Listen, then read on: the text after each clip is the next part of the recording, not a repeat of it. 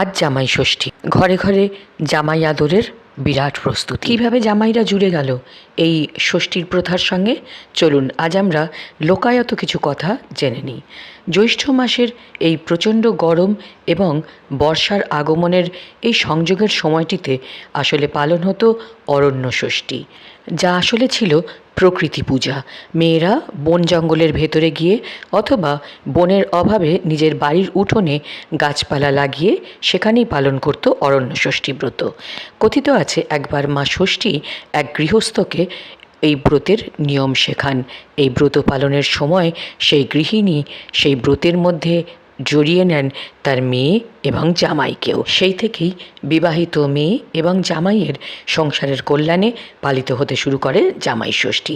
এখন যা মেয়ে জামাইয়ের আদর আপ্যায়ন, ভুরিভোজ এবং উপহারের আদান প্রদানের মধ্যে দিয়ে পালিত হচ্ছে।